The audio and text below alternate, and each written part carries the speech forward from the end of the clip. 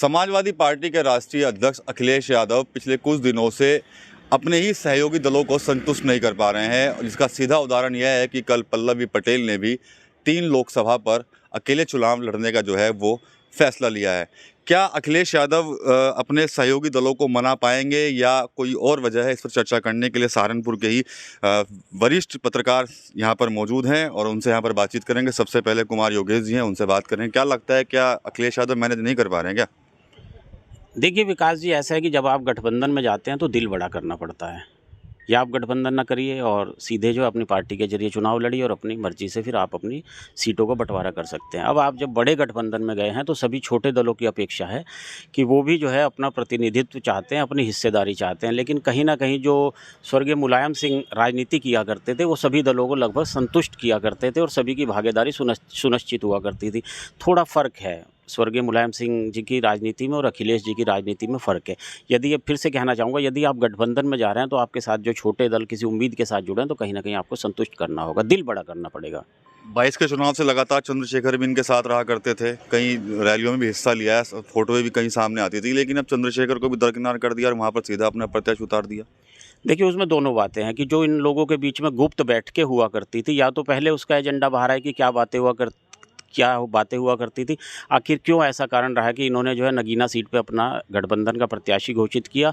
और उसके बाद मैं ये भी सुन रहा हूँ कि खुद चंद्रशेखर ने भी आज नॉमिनेशन दाखिल कर दिया। तो जो चीज़ें पर्दे के पीछे होती हैं वो सामने आए तो तब बेबाक चर्चा करने में जो है मज़ा आता है। पीछे क्या बातें रही इनकी और क्या कारण रहा कि चंद्रशेखर को ये चुनाव मैदान में नहीं उतार पाए और क्या कोई ऐसा कमिटमेंट भी हुआ था या नहीं, ये भी कभी सामने नहीं आ पाया।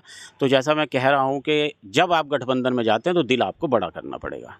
ठीक है शरद भाई, आप बताइए, क्या अखिलेश यादव संतुष्ट कर पाएंगे, नहीं कर पाएंगे? क्योंकि प्रथम चरण 19 अप्रैल को होना है, लेकिन उससे पहले ही तमाम तरह की चीज़ें निकल कर सामने आ रही हैं। देखिए विकास जी, मैं आपको बता दूं कि जिस तरीके से पीडीए का एक नारा जो है अखिलेश यादव ने दिया था, उस पर वो पूरी तरीके से खरे उतरते नहीं दिख रहे हैं। चाहे वो दलितों की बात हो, पिछड़ों की बात हो या अल्पसंख्यकों की बात हो, जहाँ पर भी उनका दांव चल रहा है वो अपनी मनमर्जी चला रहे हैं। इस वजह से देखा जाए तो पूरी तरीके से पीडीए उनसे संतुष्ट नहीं है और कहीं ना कहीं इसका खामियाजा जो है वो इंडिया गठबंधन को भुगतना पड़ेगा। जहाँ पर अगर पश्चिमी उत्तर प्रदेश की बात देखी जाए तो लगातार जो है यहाँ पर भारतीय जनता पार्टी का प्रभाव बढ़ता जा रहा है और यहाँ पीडीए की अनदेखी जो है वो गठबंधन और खासकर अखिलेश यादव को भारी पड़ने जा रही है। ठीक है, त्यागी जी आप बताएं, दिवेश त्यागी जी, क्या लगता है आपको कि 24 में नुकसान उठाएंगे अखिलेश इस चीज़ को? चाह रहे हैं कहीं ना कहीं कंट्रोल पूरा मेरे हाथ में रहे? देखिए गठबंधन जिस प्रकार से बना है, कहीं ना कहीं अपनी ताकत को बनाए रखना चाहते हैं, लेकिन जब गठबंधन हो गया छोटे दल भी अपनी ताकत को बनाए रखना चाहते हैं। उसी कस्मकस में ये एक दूसरे के प्रति जो है गठबंधन को तोड़ते हुए प्रत्याशी भी घोषित करते हैं जिससे कि उन अधिक से अधिक लाभ ले सकें, लेकिन ऐसा होता नज़र नहीं आ रहा है। ठीक है शैलेश भाई, क्या लाभ लेने के चक्कर में नुकसान तो नहीं हो जाएगा अखिलेश यादव का? नहीं, देखिए उत्तर प्रदेश की सबसे बड़ी दूसरी पार्टी है जो विपक्ष में है, तो आमतौर पर जब पार्टियां बड़ी होती है तो उस पर आक्रोश भी होता है, उस पर लगता है कि मैं बड़ी पार्टी हूँ तो सबकी बात कैसे मान लें। अगर आप बीजेपी को ही देख लो, आज वो परचम में है, वो भी किसी की बात सुनने को तैयार नहीं। तो ऐसा होता है, एक अहंकार आ जाता है। लेकिन अब जैसे कि रावण की बात आप कर रहे थे, तो रावण पहले जो इंटरनल जितनी मुझे बात पता है उसमें पहले वो 1 सीट मांग रहा था, फिर वो 2 मांगने लगा। जब अपेक्षा से अधिक कोई मांगता है तो आदमी को देखना पड़ता है, मुझे सबको संतुष्ट करना है तो मैं कैसे मैनेज करूंगा। सीट तो सिर्फ उन्होंने एक ही मांगी थी, नगीना, और नगीना को लेकर बातचीत जब जयंत साथ में थे अखिलेश के, तब बातचीत हुई थी, तो तब घोषणा नहीं की थी क्योंकि जयंत उस वक्त साथ थे। लेकिन जयंत ने साथ छोड़ा तो इन्होंने नगीना भी अपने पास ले ली और वहाँ पर अपना कैंडिडेट उतार दिया।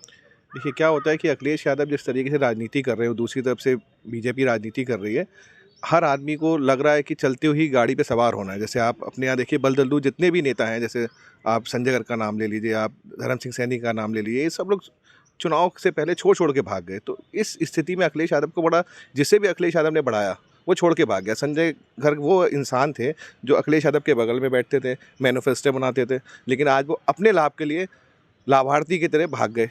तो इस तरीके में अखिलेश यादव को सोचना पड़ता है मैं किसे बढ़ाऊं और किसे नहीं बढ़ाऊं। एक राजनीतिक विषय है और जिसमें आदमी को सोच के समझ के कदम रखना पड़ता है कि किस तरीके से नेतृत्व करूं। इसमें कुछ लोग नाराज़ भी होते हैं, कुछ खुश भी होते हैं, लेकिन इंटरनल बात तो उसे ही पता है जो चला रहा है उसे। ठीक है, योगेश भैया एक बात और बताइएगा, जिस तरह से ओबीसी वोट बैंक है, पश्चिम में काफ़ी अच्छी संख्या है इनकी, तो तमाम जो दल हैं साधने पर इनको लगे हुए हैं, लेकिन क्या लगता है आपको कि 24 में भाजपा को उनका साथ मिलेगा या फिर जो समाजवादी पार्टी है सेंध लगाने में कामयाब रहेगी कांग्रेस?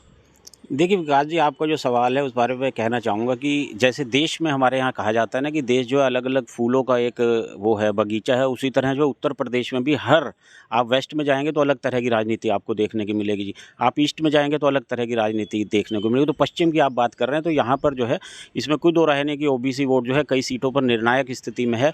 और जिस तरह से अभी एक बड़ी उपलब्धि के तौर पर उसको भारतीय जनता पार्टी देश भर में प्रचार कर रही है, राम मंदिर का निर्माण है, इसके अलावा जो निचले तबके को लगातार राशन फ्री बांटा जा रहा है, तो कहीं ना कहीं वो हर वर्ग के लोगों को मिला है, तो उसका फ़ायदा भारतीय जनता पार्टी को कहीं ना कहीं ज़रूर मिलेगा। ठीक है, आप क्या राय रखते हैं शरद भाई ओबीसी को लेकर?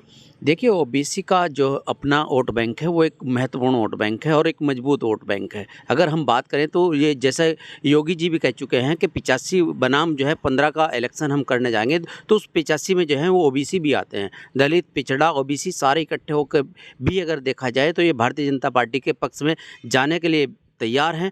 लेकिन अगर इन्हें कोई रोक सकता था तो वो इंडिया गठबंधन रोक सकता था, लेकिन आपसी खींचातानी, ना तो बीएसपी का गठबंधन में शामिल होना और सपा और कांग्रेस के बीच भी जो इनकी वार्तालाप है वो पूरी तरीके से खुल के सामने नहीं आ रहे। कई प्रत्याशियों को चयन को लेकर कहीं अखिलेश यादव अपनी खुंदक निकालने को तैयार है और कहीं कहीं कांग्रेस भी अखिलेश यादव के उम्मीदवार को पसंद नहीं कर रही है। तो इनका सभी का अगर गठजोड़ देखा जाए तो ये कहीं ना कहीं भारतीय जनता पार्टी को पुनर्जीवित करने का काम जो है वो एक तरफा करने जा रहा है।